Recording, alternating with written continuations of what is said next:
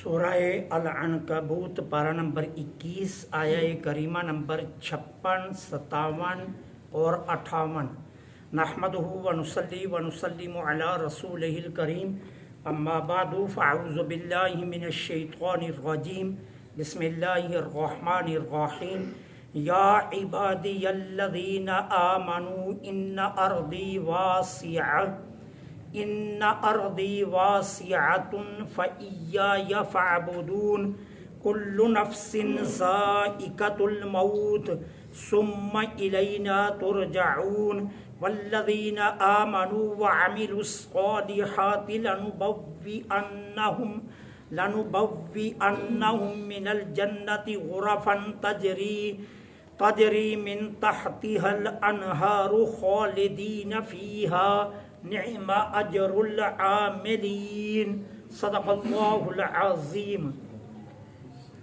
या इबादियल्लज़ीना आमनू, ए मेरे ईमानदार बंदो, इन्ना अर्दी, बेशक मेरी ज़मीन, वासिअतुन, बहुत कुशादा है, फ़इय्याय फ़अबुदून, बस मेरी ही इबादत किया करो।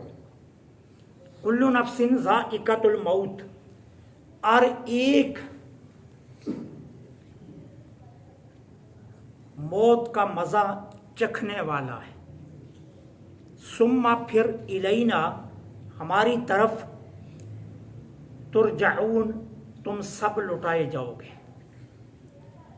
वल्लज़ीना आमनू, और वो लोग जो ईमान लाए, व अमिलुस्सालिहाति, और नेक आमाल किए, लनुबव्विअन्नहुम, हम उन्हें ठहराएंगे, मिनल जन्नति गुरफ़न, जन्नत के बाला खानों में, तजरी मिन तख्तिहल अनहार, के जिनके नीचे से नहरें बहती हैं, खालिदीन फ़ीहा, वो हमेशा हमेशा उसमें रहेंगे। निअमा अजरुल आमिलीन, अच्छे काम करने वालों का कितना खूबसूरत सिला है ये।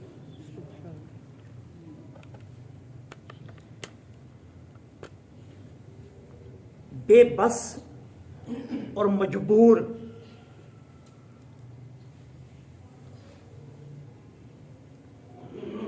मुसलमानों पर मक्का के नमरूद व शद्दाद जुल्म के ऐसे हथौड़े चलाते कि पहाड़ भी लरज़ जाते।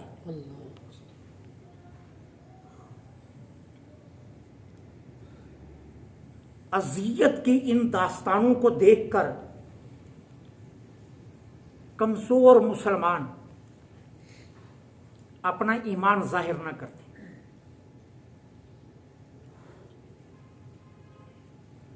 इस ख्याल से कि अगर हमने अपना ईमान जाहिर किया तो जान से मार दिए जाएंगे। अब उन्हें खिताब किया जा रहा है, क्या मेरे ईमानदार बंदो, जहां तुम समझो, जिस जमीन पर समझो कि मोमिनाना जिंदगी के तकाजे पूरे नहीं कर सकते, जिस जगह तुम ये समझो कि तुम यकसुई से अपने रब की इबादत नहीं कर सकते, तो छोड़ दो उसको।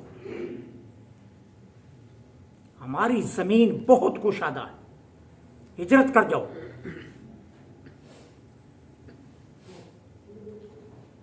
और तुम्हारा ये उज़र कभी भी काबिल कबूल नहीं होगा कि तुम ये कहो कि मेरे शहर और मेरे इलाके के हालात इतने नामुवाफिक थे कि मैं अपना ईमान जाहिर नहीं कर सका। कहा ये उज़र नहीं कबूल होगा। जहां तुम समझते हो कि मोमिनाना जिंदगी के तकाजे तुम पूरे नहीं कर सकते, तो छोड़ दो उस जगह को। ये ना सही तो ना सही, कहीं वहां चले जाओ जहां तुम बेखौफ व खतर अपने रब की इबादत कर सको। निकल जाओ यहां। तुम्हें मालूम होना चाहिए कि अल्लाह ने तुम्हारे इस सफर हिजरत पर तुम्हारे लिए कितना अजर रखा। मेरे आका फरमाते हैं जिसने ईमान और अपनी इबादत को बचाने के लिए हिजरत की, और चाहे वो हिजरत एक बालिश्त ही क्यों ना हो, वो कयामत के दिन मेरे और इब्राहिम के साथ खड़ा होगा।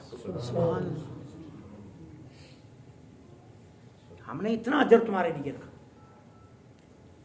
जहां तुम समझते हो कि मोमिनाना जिंदगी के तकाजे पूरे नहीं हो सकते, छोड़ दो उस जमीन को। हमने बहुत अपनी जमीन वसी रखी है। जहां तुम समझते हो कि जुल्म बढ़ गया है, फिसक बढ़ गया है, जबर बढ़ गया है, और तुम उसे जुबान, हाथ और डंडे से नहीं रोक सकते, कलमा हक से नहीं रोक सकते, तो जालिमों में रहना पसंद मत करो। छोड़ दो उस सरजमीन को, किसी और जगह चले जाओ। हमने अपनी जमीन तुम्हारे लिए वसी रखी है।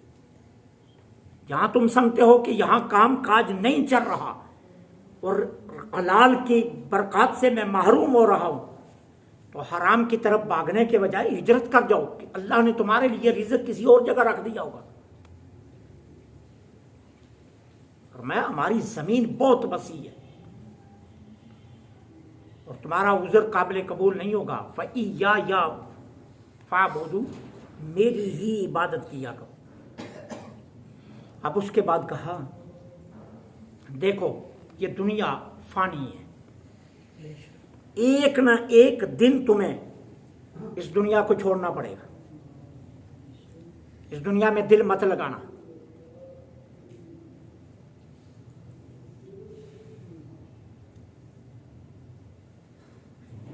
तुम्हें ये मकानात, ये कोठियां, ये बंगले छोड़ देने होंगे।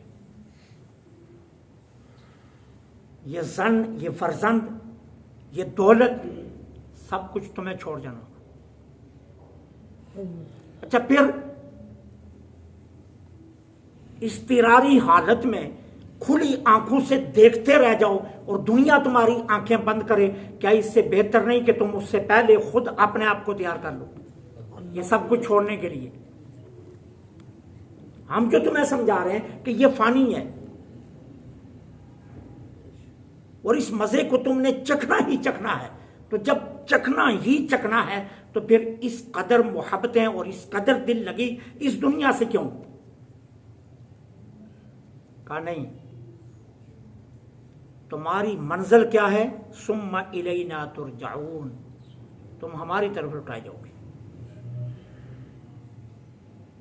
लिहाजा इस फानी दुनिया में दिल मत लगाना। तुम इस्तिरारी हालत में इस दुनिया से जाओ, जान निकलने लगे तो तुम एड़ियां रगड़ रहे हो, जान निकलने लगे तो तुम्हारी सांसें बेतरतीब हो जाए, जान निकलने लगे तो मुर्गे बिस्मिल की तरह तुम्हारा वजूद थरथराने लगे, और जान निकलने लगे तो तुम्हारी आंखें हसरत से खुली रह जाए। क्या इससे ज्यादा बेहतर नहीं है कि तुम ऐसी सुकून वाली मौत लो कि तुम्हारी आंखें खुद बंद हो जाएं और वजूद खुद साकित हो जाए? ये तभी मुमकिन है कि अगर तुम इस दुनिया में दिल नहीं लगाओगे। और अगर दुनिया में दिल लगा लिया तो याद रखना फिर हसरत वाली निगाहें खुली रहेंगी, लेकिन जाना फिर भी तुम्हें होगा। लेकिन हम नहीं चाहते कि तुम इस्तिरार में आओ, हम चाहते हैं तुम मोहब्बतों में लिपट कर आ जाओ। इसलिए कहा कि हर एक को मौत का मजा चखना है, फिर हमारी तरफ लुटाए जाओ। और सुनो वो लोग जिन्होंने ईमान कबूल किया और नेक अमाल किए। ईमान कबूल किया और तन्हा ईमान के सहारे पर नहीं बैठे रहे, फिर अपनी जिंदगी को संवारने के लिए ठान ली कि मैं अपनी जिंदगी का एक एक रुख बदलूंगा। कहा अच्छे अमाल किए, हम उन्हें ठहराएंगे गुराफन, बाला खाने, हम उन्हें बाला खानों में ठहराएंगे। कैसे बाला खाने? जो तुम्हारे तसव्वुरात और ख्यालात की दुनिया में कभी आ भी नहीं सकते। तुम्हारी चश्म ने कभी वो नजारा जिंदगी में किया भी नहीं होगा। कायनात में कोई ऐसा हसीन मंजर है ही नहीं जिससे हमें तशबीह, हम उसे तशबीह दे दें। वो क्या होगा? बाला खानों के नीचे नहरें बह रही होंगी। इतने हसीन और जमील मनाजर हमने तुम्हारे लिए रखे। सैयदना हज़रत अली कर्रमल्लाहु वजहुल करीम फरमाते हैं, आका करीम अलैहिस्सलातु वस्सलाम ने फरमाया वो बाला खाने ऐसे होंगे कि कोई दीवार उनके लिए हिजाब ना बनेगी। अंदर की हर चीज बाहर नजर आएगी और बाहर की हर चीज अंदर को नजर आएगी। ऐसे हसीन और जमील वो बाला खाने होंगे। जब मेरे आका इन बाला खानों की हुस्न जमाल को बयान फरमा रहे थे तो एक अराबी उठकर खड़ा हो गया। उसने अर्ज किया, अल्लाह के रसूल ये किन खुशबख्तों के लिए? इतने हसीन और जमील महल्लात में कौन ठहरेंगे? मेरे आका ने फरमाया, सुनो कौन ठहरेगा? फरमाया जिसका कलाम अच्छा होगा। मैं जो इखलाकियात पर जोर देता हूं ना, उसकी बुनियादी वजह यह है। सरकार फरमाते हैं जिसका कलाम अच्छा होगा। हम बेधड़क बोलते रहते, बेसोचे बोलते रहते, अगले के दिल को कितनी तकलीफ होगी हमारे जुमलों से हम ये नहीं सोचते। हमारी मुंह से निकले हुए जुबान कितने दिल तार तार कर देंगे हम ये नहीं सोचते। कितने खानदान बिखर जाएंगे, कितने घर टूट जाएंगे, कितने दिलों को अज़ियत पहुंचेगी हम ये नहीं सोचते। कहा ये बाला खाने उनके लिए होंगे कि जिनका कलाम खूबसूरत होगा। दूसरा, जिन्होंने भूखों को खाना खिलाया होगा। हम बड़ी आसानी से दरवाजे पर आने वाले को दुत्कार देते हैं।